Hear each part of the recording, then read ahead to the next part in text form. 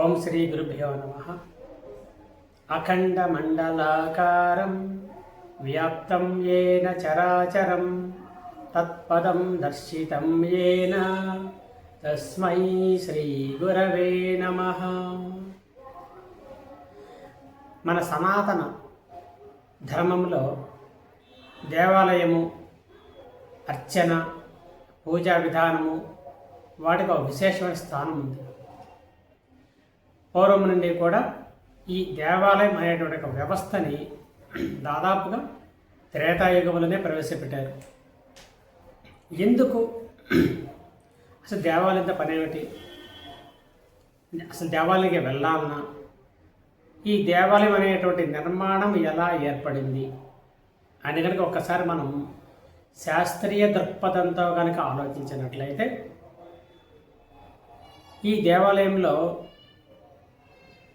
దాని యొక్క భాగాలు పరిశీలించినట్లయితే ముందు వైపు ముఖమండపము, మధ్యలో అంతరాళము, తర్వాత గర్భగుడి, ఎదురుగా ధ్వజస్తంభము, ఈ ప్రధాన భాగాలు. ముఖమండపం అంటే మన శరీరంలో యొక్క భాగంతో పోల్చినట్లయితే మన ముఖము దేవాలయానికి ముఖమండపము. అలాగే మధ్యలో ఉండేటువంటి అంతరాళము హృదయాంతరాళము, గర్భగుడి మన గర్భం. భగవద్గీతలో అహం వైశ్వానరో భూత్వా ప్రాణినాం దేహమాశ్రితః ప్రాణాపాన సమాయుక్తం పచామ్యన్నం చతుర్విధం. నీ లోపల వైశ్వానరుడైనటువంటి అగ్ని రూపంలో ఉండి నువ్వు తినే ఆహారాన్ని నేను పచనం చేస్తున్నాను అన్నాడు.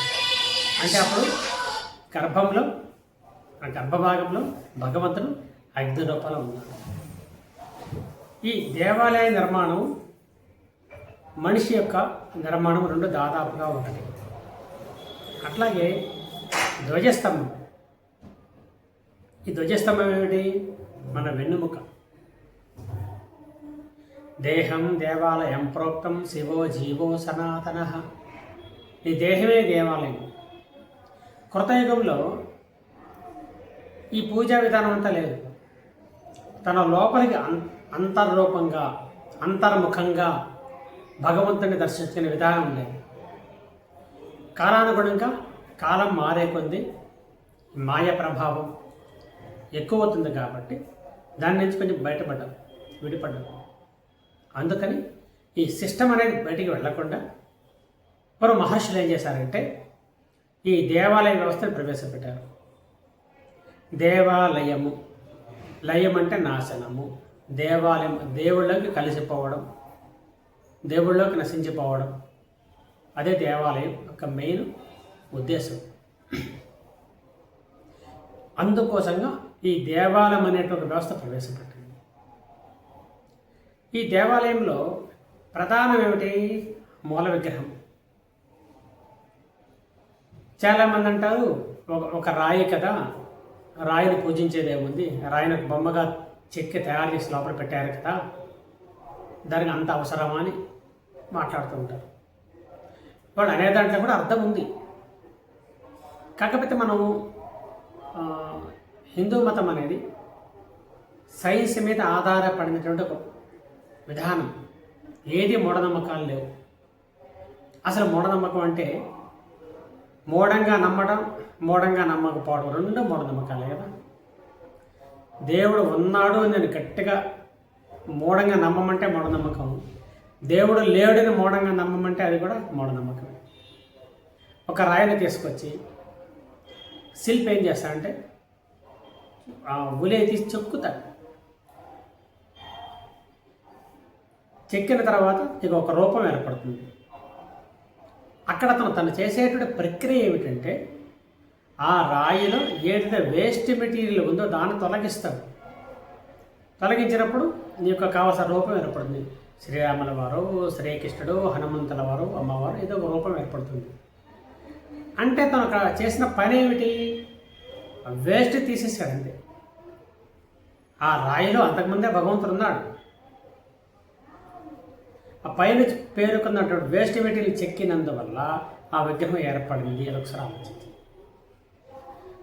అంటే మనం పూర్వం భగవంతుని వచ్చినటువంటి భగవత్ అవతారాలే మనం కూడా. మనలో కూడా ఈ అరిషట్ వర్గాలు, త్రిగుణాలు, ద్వంద్వాలు, ఇష్టం అయిష్టం, ఈ పాపం పుణ్యం, ఇవన్నీ కూడా మన దేహంలో ఇన్బిల్ట్ అయిపోయి నీ యొక్క నిజ స్వభావం బయటకు రాకుండా పోయింది. ఇవి బయటకు వస్తూ ఉన్నాయి. అవన్నీ తీసేస్తే మనం కూడా అహం బ్రహ్మాస్మి. మామూలు రాయి ఆ వేస్ట్ మెటీరియల్ తీసేసినందువల్ల విగ్రహంగా మారి పూజింపబడుతోందో, మనం కూడా మనలో ఉన్నటువంటి, మనలో ఆవరించుకుని ఉన్నటువంటి వీటిని తొలగించే ప్రయత్నం చేయాలి. దాన్ని తొలగించడం కోసమే ఈ దేవాలయ వ్యవస్థ ఏర్పాటు చేయబడింది. ఆ దేవాలయంలో ఉండేటువంటి జరిగేటువంటి అన్ని రకాల పూజా కార్యక్రమాలు కానీ, షోడశోపచారాలు కానీ అన్నీ కూడా నీ లోపల ఉండేటువంటి ఈ గుణాలని, అరిషట్ వర్గాలని తొలగించడం కోసం మహర్షుల చేత ప్రవేశపెట్టబడినటువంటి ఒక ప్రక్రియగా మనం భావించాలి. అందుకని చెప్పారు, దేహం దేవాలయం ప్రోక్తం శివో జీవో సనాతన. నీ దేహమే దేవాలయం, నీ లోపల ఉండేటువంటి జీవుడే శివుడు. అర్థమైంది కదా. మన చుట్టూ ఉండేటువంటి వీటిని మనం తొలగించినట్లయితే మన దేహమే భగవతత్వంగా తయారవుతుంది. రమణ మహర్షి, రాఘవేంద్ర స్వామి వీళ్ళందరూ కూడా మనలాగా మనుషులుగా జన్మించినటువంటి వాళ్ళే. వారు పుట్టుకతో దేవుళ్ళగా జన్మించాల, కానీ వాళ్ళ లోపల ఉండేటువంటి దైవత్వాన్ని వాళ్ళు గుర్తించి బయటికి తీసినప్పుడు వారు మహర్షులుగా మారారు. కొన్ని లక్షల మంది మనం వాళ్ళని ఫాలో అవుతూ ఉన్నాం.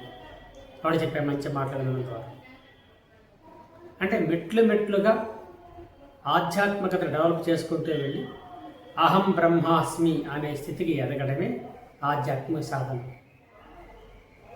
దానికి మహర్షులు ఏం చేశారంటే విగ్రహ ప్రతిష్ఠ అనేటువంటి ఒక కార్యక్రమం చేసి ఆ విగ్రహంలోకి ఆకాశంలో ఉండేటువంటి దైవ శక్తిని తీసుకొచ్చి ఆ విగ్రహంలో ప్రతిష్ఠ చేసి ప్రాణ ప్రతిష్ఠ అన్నారు. అక్కడ వాళ్ళు వెళ్ళి ప్రాణ ప్రతిష్ఠ చెయ్యగానే దానికి శక్తి వచ్చినట్టు కాదు. మనం వెళ్ళి చేసేటువంటి సాధన అంతా కూడా, మనం వెళ్ళి చేసే సాధన అంతా కూడా చివరిలో మనం ఏం చెప్తాము, శ్రీమన్నారాయణకి సమర్పయామి, శ్రీమన్నారాయణకి సమర్పయామి అని చెప్తుంటాం కదా. అవన్నీ స్వామివారు స్వీకరిస్తారు. స్వీకరించి మనకు మళ్ళీ బ్లెస్సింగ్స్ రూపంలో మనకు అవసరమైనప్పుడు, మనం ఏదైనా ఇబ్బందుల్లో ఉన్నప్పుడు స్వామివారు మనకి సహాయం చేస్తారు. అంటే మనం చేసేదే మనకు వస్తుంది. నువ్వు ఎంత సాధన చేసినట్లయితే అనుగ్రహం నీకు అలా వస్తూ ఉంటుంది. దానికి ఉదాహరణ చెప్తారు. నీవు భగవంతుని సమర్పించేది నివేదన, ఆయన నీకు ఇచ్చేది ప్రసాదం. అంత ప్రసాదం చాలు నోట్లో వేసుకుంటే ఎంత అద్భుతంగా ఉంటుంది. కాబట్టి మనం అన్ని స్వామివారికి నివేదించి, నీవు తప్ప నాకు ఎవ్వరు లేరు, అన్యదా శరణం నాస్తి త్వమేవ శరణం మమ అనేటువంటి ఈ శరణాగతి సిద్ధాంతాన్ని పాటించినట్లయితే మనం స్వామివారికి సమీపంగా ఉంటాము, దగ్గరగా ఉంటాము. స్వస్తి.